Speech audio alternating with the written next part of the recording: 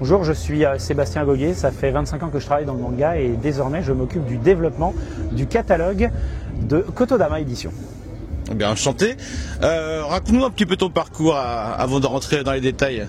Alors, moi j'ai fait des études d'informatique, ça m'a amené à à développer mon propre site d'actu dans les années 2000. D'ailleurs, cette année, mangavore.fr fête ses 25 ans. Ça redémarre Voilà. Ça redémarre doucement, ouais, je vais produire du contenu, je vais peut-être refaire du podcast. Je vais reprendre les 1 minute pour un manga. Donc, oui, parce que c'est toi la référence du 1 minute, il me semble. Merci, ouais, exact.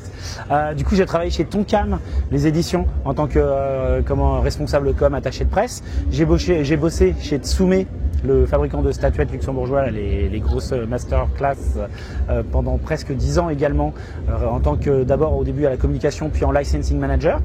Voilà. Ensuite, j'ai bossé 3 ans et demi chez Vega Dupuis pour développer toute la communication et le marketing autour du label manga du coup qui arrivait chez Dupuis. Et donc là, très récemment, voilà, je vais aider les éditions petit à petit qui lancent un label de manga qui s'appelle Kotodama avec des docu-mangas. Voilà, et je vais les aider à développer ce catalogue. Donc raconte-nous, qu'est-ce que ça veut dire docu-manga ? Très bien. Alors c'est facile. En fait, petit à petit est connu dans le monde de la BD parce qu'ils font ce qu'ils appellent les docu-BD, qui sont donc des BD qui vont avoir un thème. Donc ils ont des BD sur la musique avec une BD sur David Bowie, sur Prince, sur Pink Floyd, etc. J'ai celui sur Charles Bukowski. Voilà, bah super. Ils en ont aussi sur l'histoire avec des trucs comme le massacre d'Oradour, le génocide arménien. Ils ont plein de thèmes. L'affaire de Grégory Villemain. Tu vois, vraiment plein de trucs. Et donc du coup, dans ce même ADN de faire du support visuel de la bande dessinée un support pédagogique de documentaire, parce qu'à chaque fois la BD, puisque tu en as une, tu le sais, est annexée de pages de documentaire, et bien là, avec Kotodama, on va développer une collection de mangas qui sera à chaque fois annexée de pages de documentaire pour fouiller en profondeur un thème spécifique de la culture japonaise. Donc l'idée, c'est pas de trouver un manga pédagogique qui va t'expliquer, je ne sais pas, ce qu'est tel aspect de la culture, c'est de choisir un vrai manga divertissant qui aborde un thème. Donc par exemple, Sushi Ichi, c'est un manga en 8 tomes qui va donc suivre les aventures d'un maître sushi à l'époque Edo.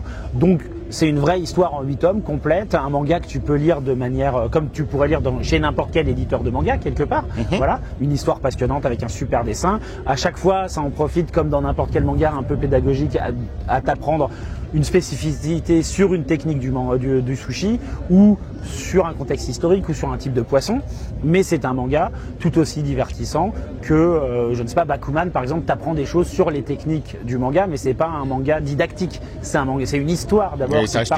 Et là c'est pareil, c'est une histoire autour du sushi. Par contre, en plus de ça, dans chacun des 8 tomes de Sushi Ichi, tu auras un documentaire d'à peu près 15-20 pages qui va venir, écrit donc par un journaliste français, et qui va venir puis creuser un peu la question du sushi au Japon, du sushi en France, des différents types de sushi, tout un tas de choses. On a Hikaru in the Light, qui est un manga en 4 tomes qui va parler des idoles. C'est une super histoire d'une jeune fille qui va intégrer un concours d'idoles, une sorte à la recherche de la nouvelle star japonaise, voilà, tu vois. Et à la fin, tu as du coup à chaque fois, à la fin des 4 tomes, un documentaire de 15 pages qui te parle des idoles, qui t'explique ce que c'est que les idoles, les groupes les plus connus, le système de talento derrière. Il y a un vrai travail. Alors c'est pour tout âge, quand tu parles d'idoles, ça peut être quelque chose qui dénonce des choses ou c'est vraiment pour tout public ? Ça va dépendre évidemment des... Alors de toute façon, c'est une collection qui est tout public. Tout comme la collection Docu BD est une collection vraiment familiale qui s'adresse à tous les âges.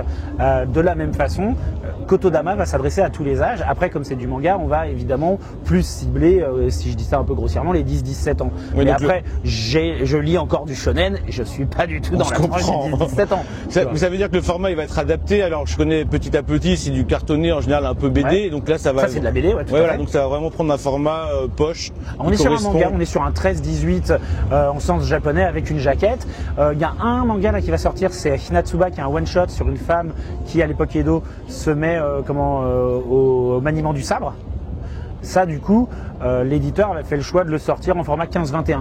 mais que ce soit Sushi Ichi ou Hikaru in the Light, ça va sortir effectivement en 13-18, donc tu es le format moyen qui correspond au format de, je sais pas, le bateau de Thésée chez Vega, par exemple, de Gantz chez Tonkam. Vous respectez de toute manière l'édition japonaise, c'est ça? À peu près, oui, c'est ça. Alors, ceux-là, j'ai pas les versions japonaises en tête, donc je peux pas te garantir exactement. Oui, mais en là, tout cas, on correspond au schéma du manga classique. C'est pas un manga, il va pas être en sens français. Il y a une jaquette, voilà, c'est pas. Les petits plats dans les grands.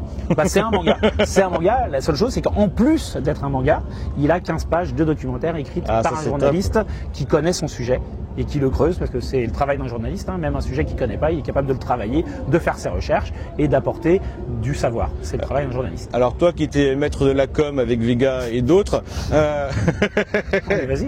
Est-ce qu'on peut espérer avoir des extraits, des choses comme ça en numérique, ou est-ce que vous prévoyez même de diffuser en fait en numérique ces mangas? Alors, j'adorerais pouvoir te dire quels sont les plans sur le numérique. Tout ce que je peux dire, c'est qu'il faut que tu attendes dans les semaines qui vont venir. Il y a des choses qui arrivent, des choses qui vont être très chouettes sur le numérique. Oui, on sera disponible en numérique. Je peux pas encore dire où.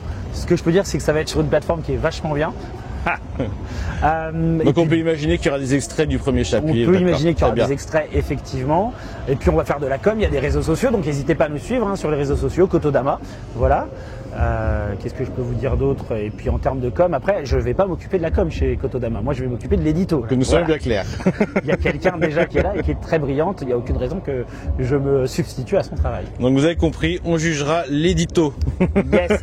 Bah, oui, juger. Alors les premiers mangas sont pas de moi, ça ne veut pas dire qu'ils sont pas bien, ils sont super. Sushi Ichi, Hikaru in the Light, Hinatsuba. Voilà. Un peu plus tard, on va avoir un manga sur les trains, Engineer, qui arrive aussi, qui est très chouette. Et je crois que j'ai fait le tour sur les nouvelles séries. Ouais, je vais essayer de mettre des images histoire que ça parle. Et les premiers mangas arrivent le 19 février. Eh bien, pour le rendez-vous est pris. 19 février 2025. Yoroshiku onegai shimasu. Merci à toi.